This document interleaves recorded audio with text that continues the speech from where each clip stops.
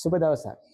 කලින් දවසේ අපි කතා කරපු කීමෝതെරපි සෙග්මන්ට් එකේ ඊළඟ වීඩියෝ එක විදිහට තමයි මම මේ අද කතා කරන්න යන්නේ කීමෝതെරපි දෙන්න පටන් ගත්තට පස්සේ මොකද වෙන්නේ කියලා. දැන් මේක මුලින්ම දෙනකොට අර කිව්වත් වගේ දැන් පළවෙනි කිමෝ එක තමයි ගොඩක් අය බය වෙන වැඩේ.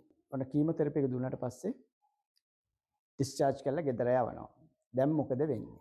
ඉතින් ගෙදර ගියාට පස්සේ තමයි ටික ටික ප්‍රශ්න ඇඟට අමාරු ගතිය එහෙම තේරෙන්න ගන්න.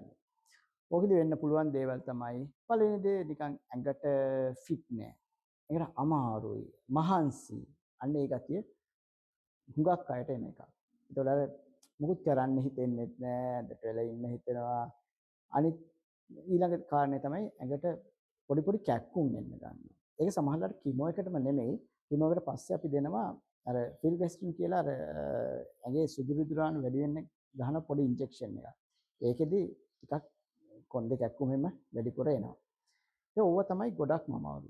ඊට අමතරව වමනේ යන්න වගේ එනවා. එහෙම නැත්නම් වමනේ යනවා. නෝසියා වොමිටින්. ඔය කාරණා ටික තමයි පොදුවේ බලපාන්නේ. තවත් ගත්තොත් টয়ලට් යන එකේ ප්‍රශ්න එන්න පුළුවන්. කියන්නේ টয়ලට් යනවා අඩු වෙන්න පුළුවන්. සමහර කීමෝതെරපි වල එක අදාළ සයිඩ් ඉෆෙක්ට් එක අනුව වෙනස් වෙන්න පුළුවන්. ඔය කාරණාවට අමතරව මානසිකවත් යම්කිසි ප්‍රශ්න ටිකක් එනවා. මූඩ් එක ගොඩක් වෙලාවට චේන්ජ් වෙනවා. අප්සෙට් පැත්තට. කියන්නේ මූඩ් එක අප්සෙට් වෙනවා. තරහ යනවා, පොඩ්ඩක් නුරුස්සනවා, නිකන් ලෝකෙ නිකන් එපා වෙලා වගේ නිකන් ඒ වගේ තත්ත්වයක් ඇති වෙනවා. ඔන්න ඔය කියන්නේ මානසික තත්ත්වත් එක්ක සමහරක් වෙලාවට ගෙදර අයට පොඩ්ඩක් ඉවසන්න සිද්ධ වෙනවා. බලා ගන්න එක්කනට තමයි ලොකුම බලපෑමක් වෙන්නේ. ඒ කියන්නේ මේ ලෙඩාගේ ඇති වෙන මූඩ් චේන්ජස් එකම තරහ යන එක, නොරුස්සන එක මේ தත්ත්ව අර කියන්නේ විඳ දරාගෙන ඉන්න ගෙදර උදවියට සිද්ධ වෙනවා. ඒක වැදගත්. ඒක තේරුම් ගන්න එක ගොඩක් වැදගත්. මොකද මේ කාලේ විතරයි යෝග තියෙන. ඊට පස්සේ ඔක ආයි සාමාන්‍ය තත්ත්වයටපත් වුනහම ලෙඩා ආයි ඕක එන්නේ නැහැ. ඕක ඉවර වෙනවා. ඕක හැමදාම තියෙන තත්ත්වයක් නෙමෙයි. ඉතින් ඔය මානසික තත්ත්වය අර මම කලින් කිව්වා වගේ ඇඟේ එන අමාරු තත්ත්වය. ඔය සේරමත් එක්ක ඕගලන්ට දැන් හිතෙන්න පුළුවන් කොහොමද අපි දැන් මේ කීමෝതെරපි දෙන ලෙඩෙක් ගෙදර ගියාට පස්සේ කොහොමද ඉන්න ඕනේ කියලා. කාරණා කීපයක් තමයි බලපාන්නේ. කාරණා කීපයක් දැනගෙන ඉන්න ඕනේ. පළවෙනි දේ හයිඩ්‍රේෂන්. ඒ කියන්නේ අපේ ඇඟේ ඇතුලේ තෙතමනය. ඇඟේ තෙතමනය තේරෙන විදිහට කිව්වොත් එහෙම බොන ප්‍රමාණය. වතුර වෙන්න පුළුවන්, ජූස් ಜಾති වෙන්න පුළුවන් මොනවා හරි. අපි බොන දේවල් වල ප්‍රමාණය අවම මට්ටමකවත් ඒ කියන්නේ සමා වෙන්න. අවම නෙමෙයි. ඒ කියන්නේ ටිකක් හොඳ මට්ටමක තියාගන්න ඕනේ. ඒ කියන්නේ අවම වශයෙන් දවසකට ලීටර් 2.5මාරක් වත් ඇඟට ගන්න ඕනේ. හරි.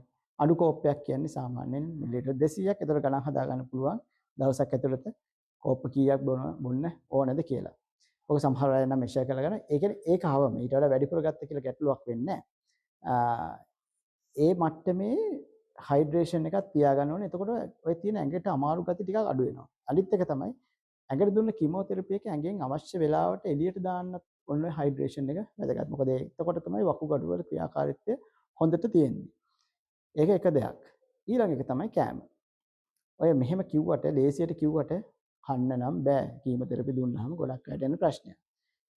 හැබැයි ඒක තමන් පොඩ්ඩක් හොයලා බැලුවොත් ඒ කන රටාව සහ කන දේවල් අනුව මේ தත්ත්වය හොඳ කරගන්න පුළුවන්. ඒක මේ වගේ විනාඩියෙන් දෙකකින් කියන්න පුළුවන් එකක් නෙමෙයි. ඒකට මම හිතන්නේ වෙනම සෙග්මන්ට් එකක් අපි කරන්න ඕනේ. ඒක අපි වෙනම කතා කරමු. හැබැයි මතක තියාගන්න අනිවාර්යයෙන්ම මොනවා හරි දේවල් ටිකක් ඇඟට දාගන්න ඕනේ. ඒක මොකද ඇඟේ එනර්ජි ලෙවල් එක තියාගන්න එනර්ජි එක නැති වුණොත් එහෙම අර වැඩ ටික ඔක්කොම මගදී නවතින්න පුළුවන්. ඒක තමයි දෙවෙනි කාරණේ. ඊළඟ එක බෙහෙත් ටික. දැන් අපි බෙහෙත් ගෙදරදි පාවිච්චි කරන්න දෙනවනේ. ඒ මොකටද දෙන්නේ? ඒ දෙන්නේ මේ අතුරු ආබාධ ටික අඩු කරන්න. අන්නේ සයිඩ් ඉෆෙක්ට්ස් එන බෙහෙත් ටික හරියට පාවිච්චි කරොත් ලෙඩාට ඊළඟ කීමකට යන්න හිත හදාගන්න පුළුවන්. නැත්නම් සමහරක් වෙලාවට ඊළඟ කීමෝ එකටවත් යන්න හිතෙන්නේ නැති වෙන්න අවස්ථා දැකලා තියෙනවා. ඒ හින්දා මේ බෙහෙත් ටික හරියට ස්පිරිතාලෙන් නියම කරන බෙහෙත් ටික ඒ ප්‍රමාණය දවස් ගාන හරියටම ගන්න. මදි වගේ හිතෙනවා නම් ડોක්ටර්ස්ට කතා කරලා තව ටික දවසක් ගත්තට කමක් නැහැ. ඊළඟ එක තමයි රෙස්ට් එක. වැඩි මහන්සි වෙන්න බර වැඩ කරන්න යන එක එච්චර හොඳ නැහැ. ඒ කියන්නේ මොකද ඇඟේ ශක්තිය එහෙම ඔක්කොම ටිකක් අඩු මට්ටමක තමයි එතකොට තියෙන්නේ. එතකොට ලොකු ලොකු වැඩ කරන්න බෑ.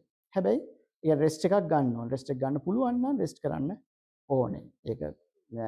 ඒකෙන් අදහස් වෙන්නේ ඇඳට වෙලා ඉන්න ඕන කියලා. රෙස්ට් එක කියන්නේ gedara එදිනදා වැඩ කරන්න කිසිම තහනමක් හෝ එහෙම බලපෑමක් නැහැ. ඒක කරන්න පුළුවන් සහ කරන්න ඕනේ. ඒ කියන්නේ රෙස්ට් කරනවා කියන එකේ කියන්නේ සේරම වැඩ නවත්තලා ඇඳට වෙලා ඉන්න කියලා. රෙස්ටිං කියන්නේ ඒකම නෙමෙයි. රෙස්ටිං කියන්නේ අවශ්‍ය රෙස්ට් එක ගන්න ඕනේ. හැබැයි ඩේලි ඇක්ටිවිටීස් කරන්න. ඒ කියන්නේ ඕගොල්ලෝ එදිනදා කරපු තමන්ගේ මේ බාත්රූම් යනකොට කරන වැඩ ටික ඊළඟට උයන පිහන ඒවත් පුළුවන් නම් එදිනෙදා ගෙදර පොඩි දේවල් ටික ඒවා ටික කරන්න. ඒවා කිසිම ගැටලුවක් නැහැ. ඒකට හයිය තියෙනවනම් ඒ ටික කරාට කමන්නේ. හැබැයි ලොකු වැඩ බර වැඩ කරන්න යන්න එපා. සමහරක් අය අහන එකක් තමයි ජොබ් එකට ගියාට කමන්නේ නැද්ද කියලා. එතන තියෙන ප්‍රශ්නේ තියෙන්නේ ඒක සමහරක් වෙලාවට ඔය ක්ලරිකල් ජොබ් එකක් එහෙම නැත්නම් ඔෆිස් ජොබ් එකක් වගේ ගන්න ලොකු ගැටලුවක් නැහැ. හැබැයි මහන්සියලා කරන එකක් නම් කරන්න අමාරුයි. ඔෆිස් ජොබ් එකක් වුණත් තව කාරණයක් පොඩ්ඩක් ඔළුවේ තියාගන්න ඕනේ. crowded නැති ඒ කියන්නේ වැඩි මිනිස්සු ගැවසෙන්නේ නැති පරිසරයක කරන්න පුළුවන් නම් හොඳයි. especially work from home වගේ එකක් නම් ගැටලුවක් නැහැ. මොකද අපි දන්නවා කීමෝതെරපි එක දුන්නාට පස්සේ අපි විස බීජ වලින් පරිස්සම් වෙන්න ඕනේ. ඉන්ෆෙක්ෂන් රිස්ක් එක වැඩි. ඒකට ක්‍රවුඩ් එකේ ඉන්න තැන් වලට සමහරවිට වැඩට යනකොට බස් එකේ කෝච්චියේ එහෙම යන්න වුණොත් එහෙම ඒක ගැටලුවක්. එහෙම කවුරු හරි ඉන්න තැනක ඉන්නවා නම් අවම වශයෙන් මාස්ක් එකක්වත් පාවිච්චි කරන්න මේක හොඳයි. ඉතින් ඕක තමයි ඔය resting and activities කියන එක. ඔය දෙක බැලන්ස් කරලා කරන්න ඕනේ. ඒ කියන්නේ බර වැඩ කරන්න හැබැයි එහෙම කියලා ඇදට වෙලාම ඉන්න ඕනෙත් නෑ. එදිනෙදා වැඩ ටික කරන්න පුළුවන්. සහ අනිත් මොනවා හරි Tamanට හොඳ හිතට හරියන දෙයක්, Taman පුරුදු වෙච්ච දෙයක්. පොතක් කියවන එක, සමහරක් අය අර නැහුම් ගෙතුම් කරන ඒ වගේ දේවල්. ඒ වගේ කාරණා මේ Taman පුරුදු වෙච්ච දෙයක් කරාට ඒක හොඳයි. මොකද මානසිකවත් ඒක පොඩි පොසිටිව් ෆීලිං එකක් එනවා. ලෙඩා කියලා එහෙම හිතෙන්නේ නැහැ. ඉතින් ඕවා තමයි ගෙදෙද්දි කරන්න ඕනේ දේවල්. සහ